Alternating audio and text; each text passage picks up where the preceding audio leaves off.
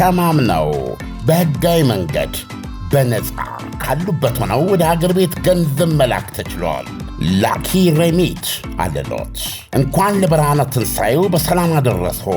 ገንዘብ ወደ ሀገር ቤት ከማንኛውም ስፍራ ከአሜሪካ፣ ካናዳ፣ አውሮፓና ከመካከለኛው ምስራቅ ለሚልኩ ዲያስፖራዎች በሙሉ ላኪ ሬሚት ትልልቅ ምንዛሬዎችንና ዳጎስ ያሉ ጉርሻዎችን ያለምንም ክፍያ በነፃ በሕጋዊ መንገድ መላክ ያስችላል። ላኪ ሬሚት በተጨማሪም ከማስተር ወይም ቪዛ ካርዳችሁ ላይ ወደ ፈለጋችሁት የኢትዮጵያ ባንክ ስትልኩ ገንዘቡ በ2 ሴኮንድ ውስጥ ይደርሳችኋል። 2 ሴኮንድ ብቻ። መተግበሪያው አፕሊኬሽን ከብሔራዊ ባንክ ሙሉ ፍቃድ ያለው በመሆኑ ምንም ሐሳብ ሊገባችሁ አይገባም። ስለዚህ የላኪ ሬሚትን መተግበሪያ ከፕሌይ ስቶርና አፕ ስቶር ላይ በማውረድ አሁኑኑ በነፃ ላክ። ለአስተማማኝና ፍጥነት ማን እንደ ላኪ ሬሚት። ላኪ ሬሚት አለሎት። አሁን ላይ ጥያቄያችን ሁሉ በቀጣይ የት እንገንባለው ነው። ምቾታችሁና ምርጫችሁ ስለሚያሳስበን እኛ እዚህ ገንብተናል እናኖሩ አንልም። ምርጫችሁ የት ነው? የት እንገንባላችሁ እንጂ። ቴምር ፕሮፐርቲዎች ነን። በመዲናችን አዲስ አበባ በአራቱም አቅጣጫ መዳፋችን ያልዳሰሰው አሻራችን ያላረፈበት መንደር እንዳይኖር ተግተን እየሰራን ነው። በቡልጋሪያ፣ በፒያሳ፣ በአያት 49፣ በጋርመንት፣ በሳር ቤትና በአቧሬ የመኖሪያ ቤቶችን በባለ 1 መኝታ፣ በባለ 2 መኝታ፣ በባለ 3 መኝታ ቤት አማራጮች እስከ 35% ከሚደርስ ታላቅ ቅናሽ ጋር እየሸጥን ነው። እንዲሁም የንግድ ሱቆችን በፒያሳ፣ በጋርመንት፣ በገላንና በቡልጋሪያ ከ500 ሺህ ብር ቅድመ ክፍያ ጀምሮ ከ10% ቅናሽ ጋር ሽያጭ ላይ ነን። ምን ይሄ ብቻ! እኛ ዘንድ ቤት መግዛት ከመኖሪያ ቦታነት በላይ ሆኗል። ዛሬ ከቴምር የምትገዙት ቤት ከኢትዮጵያ አየር መንገድ የሸባ ማይልስ ስጦታ ያስገኙታል። አሁኑኑ ይወስኑ፣ ቤትዎን ይግዙ፣ ሕይወትዎን ያሻሽሉ፣ ዓለምን ይዙሩ። ይደውሉልን። ቴምር ፕሮፐርቲስ የሕልሞ ማረፊያ።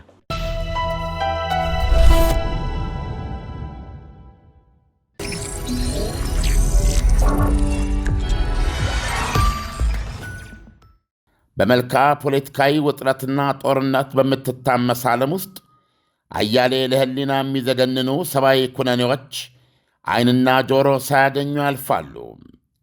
ያሳዝናል። በሥራ ብዙ አሜሪካ ነው ይሄኛውም። ሉዚያና ሽሬቬፖርት በዝች ክትም ይኖር የነበረ እግዚአብሔር አብራኩን የባረከለት ሻማር ኤልኪንስ የተባለ ጎልማሳ ነበረ። ጥቁር አሜሪካዊ ነው፣ ረጅም። ሻማር ኤልኪንስ በአፍላ የጎልማሳ ዕድሜው ከአብራኩ 7 ልጆች የከፈለ የ31 ዓመት ሰው ነበረ።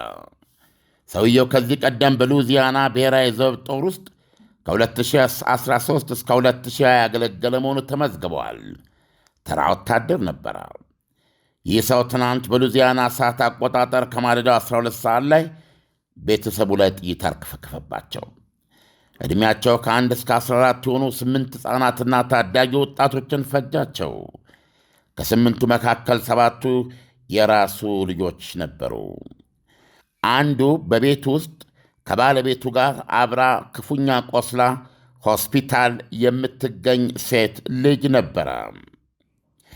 የፈጃቸው ምንም ያላወቁ ንጹሐን ልጆቹ ስም አላቸው፣ በዝርዝር ተቀምጧል። የ3 ዓመቷ ጃይላ ኤልኪንስ፣ የ5 ዓመቱ ሻይላ ኤልኪንስ እያለ ይቀጥላል። ሚስቱና አንድ ጎልማሳ ሴት ቀደም ብዬ እንደነገርኳችሁ ተመተው ቆስለዋል። ቤት ውስጥ ተኩሱን የጀመረው በሚስቱ ላይ ነበረ። ክፉኛ ቆስላ ሆስፒታል ትገኛለች። ሌላኛዋ ሴት ደግሞ የሚስቱ እህት እንደሆነች ተገልጿል። አንድ ልጇ እዛው 8ኛ ሆኖ የተገደለ መሆኑም ታውቋል።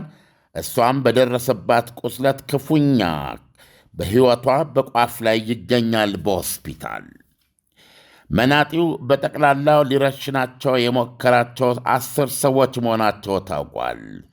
እንደ እብድ ያደረገው መናጢው ኤልኪንስ ግድያውን የጀመረው መንገድ ላይ ያገኛትን አንድ ደመከልብ ሴትዮን ጎዳና ላይ ረሽኖ ነው። ከዛ ቤቱ ገባና 8ቱን ሕፃናት ፈጃቸው።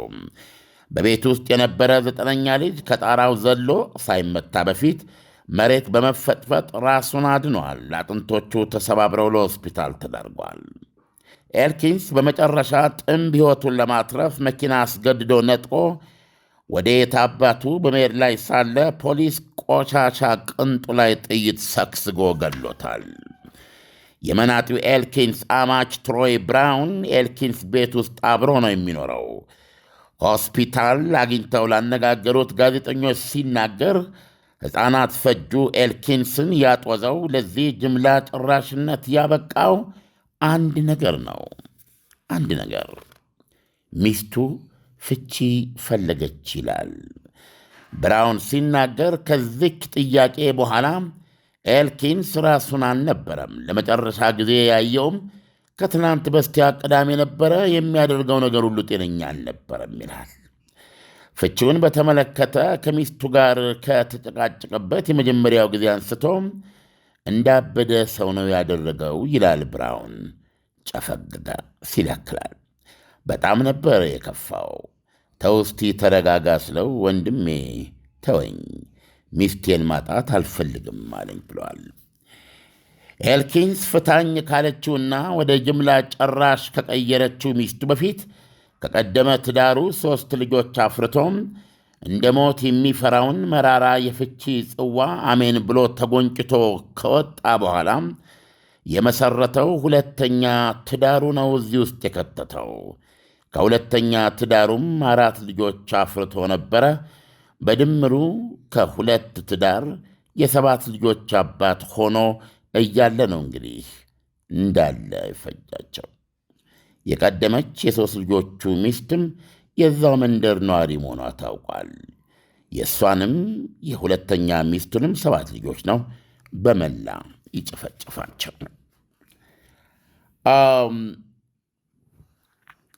ዌል ብዙ ጊዜ እንዲህ አይነት ዜናዎችን አንሰራም፣ እናልፋለን። አንዳንድ ጊዜ ግን ማብራት አለበት።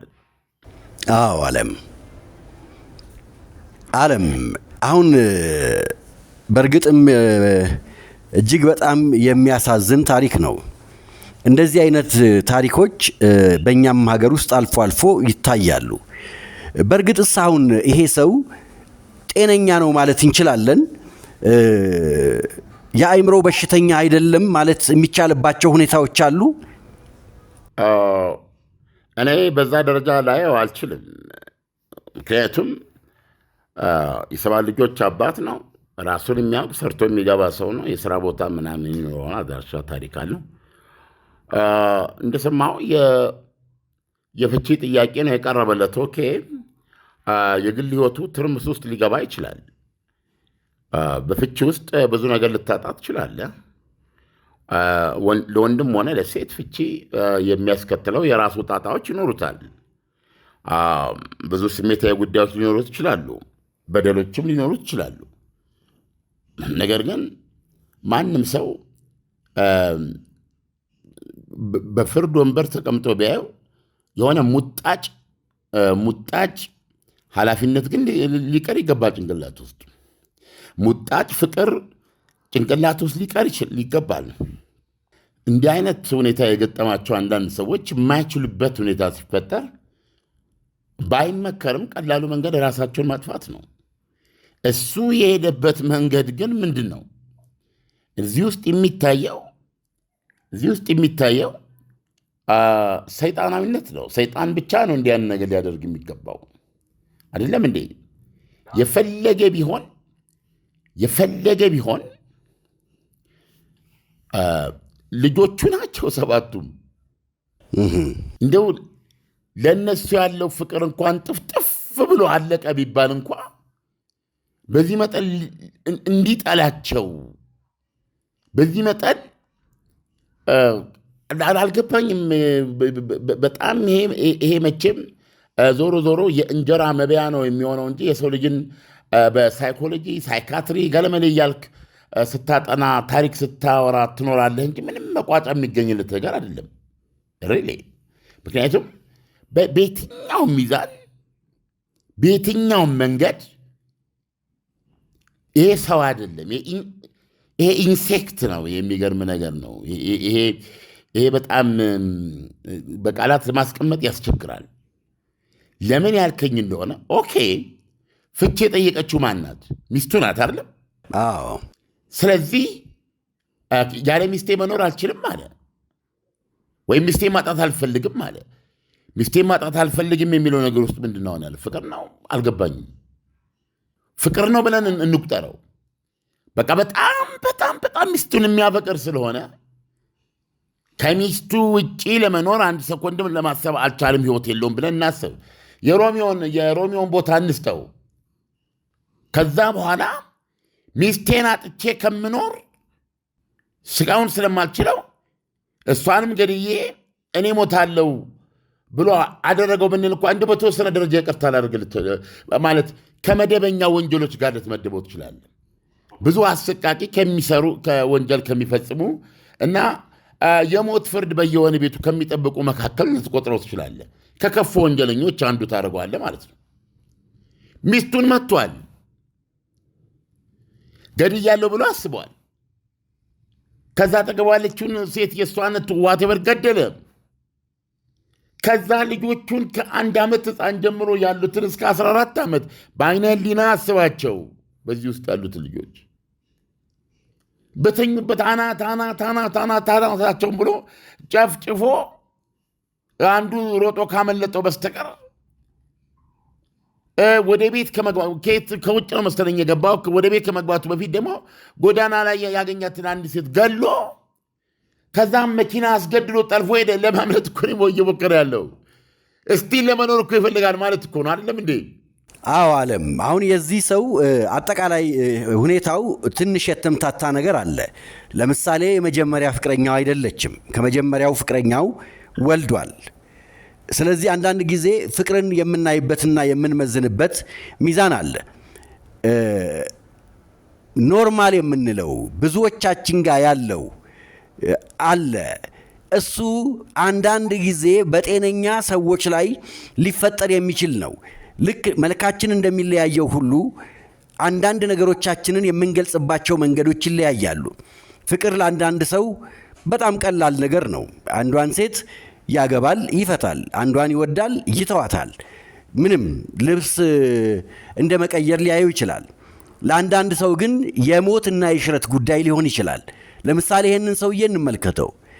እሷን አጥቶ መኖር እንደማይችል ነው የተናገረው። ይሄ ሰውዬ ሳይኮሎጂካሊ በደንብ ቢፈተሽና ቢመረመር ከተለመዱት የሰዎች ባህሪ ወጣ ይላል። ግን ደግሞ በሌላ መልኩ ስትመለከተው እርስ በርሱ የሚጣላ ነገር አለው።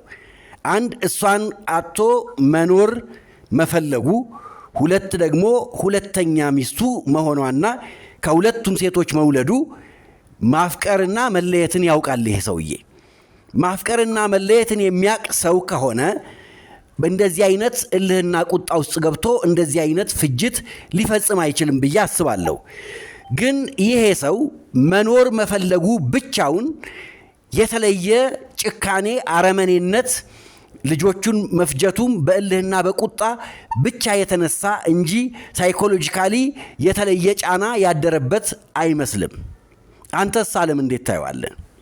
አሁን ላይ ጥያቄያችን ሁሉ በቀጣይ የት እንገንባለው ነው። ምቾታችሁና ምርጫችሁ ስለሚያሳስበን እኛ እዚህ ገንብተናል ላኖሩ አንልም። ምርጫችሁ የት ነው? የት እንገንባላችሁ እንጂ። ቴምር ፕሮፐርቲዎች ነን። በመዲናችን አዲስ አበባ በአራቱም አቅጣጫ መዳፋችን ያልዳሰሰው አሻራችን ያላረፈበት መንደር እንዳይኖር ተግተን እየሰራን ነው። በቡልጋሪያ፣ በፒያሳ፣ በአያት 49፣ በጋርመንት፣ በሳር ቤትና በአቧሬ የመኖሪያ ቤቶችን በባለ 1 መኝታ፣ በባለ 2 መኝታ፣ በባለ 3 መኝታ ቤት አማራጮች እስከ 35% ከሚደርስ ታላቅ ቅናሽ ጋር እየሸጥን ነው። እንዲሁም የንግድ ሱቆችን በፒያሳ፣ በጋርመንት፣ በገላንና በቡልጋሪያ ከ500 ሺህ ብር ቅድመ ክፍያ ጀምሮ ከ10% ቅናሽ ጋር ሽያጭ ላይ ነን። ምን ይሄ ብቻ! እኛ ዘንድ ቤት መግዛት ከመኖሪያ ቦታነት በላይ ሆኗል። ዛሬ ከቴምር የምትገዙት ቤት ከኢትዮጵያ አየር መንገድ የሸባ ማይልስ ስጦታ ያስገኙታል። አሁኑን ይወስኑ፣ ቤትዎን ይግዙ፣ ህይወትዎን ያሻሽሉ፣ ዓለምን ይዙሩ። ይደውሉልን። ቴምር ፕሮፐርቲስ የህልሞ ማረፊያ።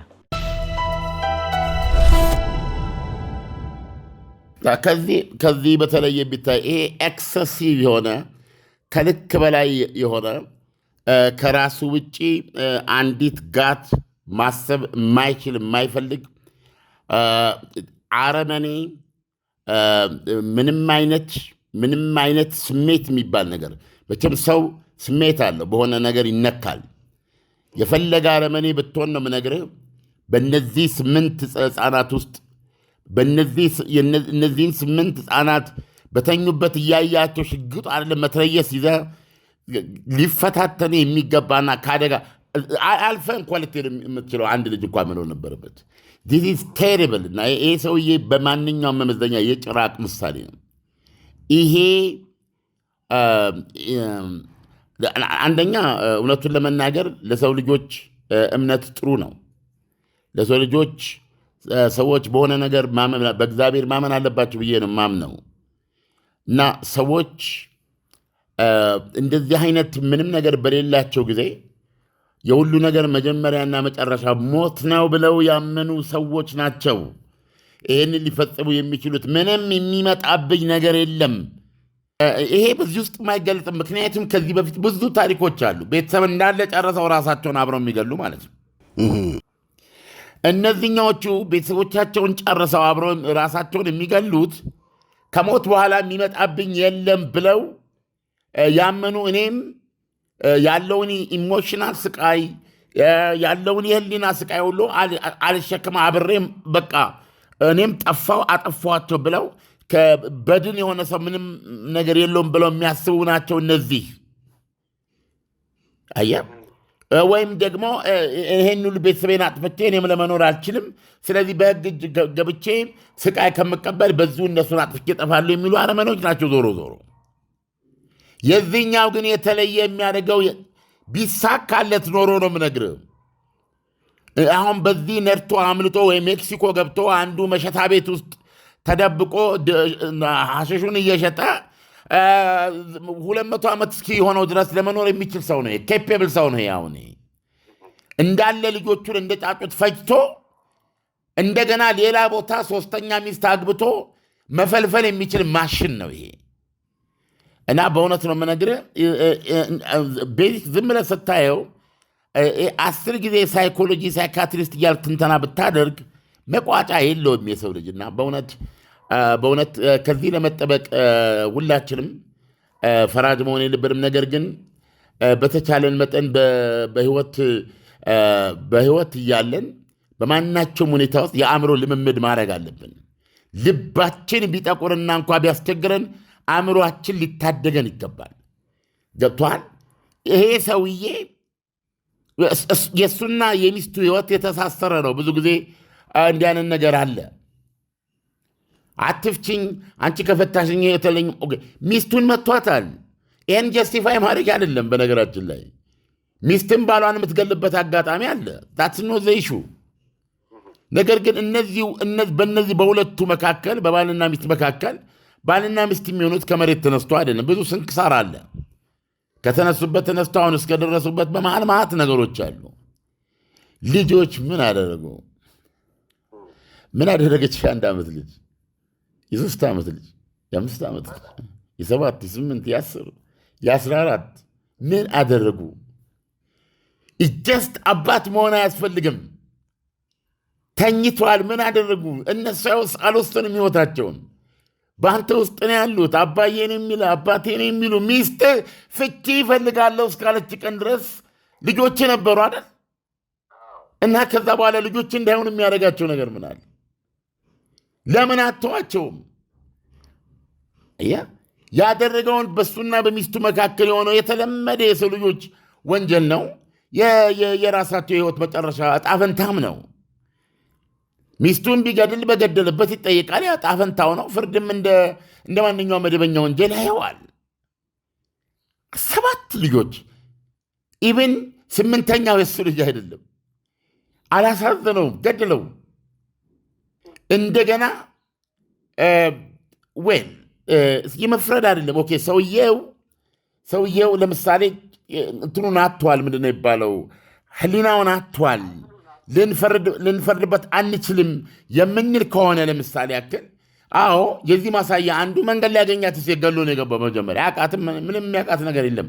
እነዚህ ደመከልብ የሚባሉ ሰዎች ናቸው። ወይ ወደ ልጆቿ ልትሄድ አውቶቡስ የምትጠብቅ እናት ትሆናለች። አያት፣ ገደላት። በእሷ ሟሽቶ ገባ። ነገር ግን ስቲል ያንን ሽጉጥና የተቀባበለ ጥይት በእጁ ላይ ስላለ ነው ፖሊስ አባሮ ሊይዘው ቢፈልግም እጁ ላይ መሳሪያው ስላለ ነው። አሁንም መሳሪያውን የሚጠቀም ስለሆነ ነው የገደለው። ያን መሳሪያ ትንሽ ከፍ አድርጎ በዚህ በቀኝ ቅንጡ ላይ ራሱን አይገልም ነበረ? he never did that። ግን ዓለም ሞቱን እንዴት አየኸው?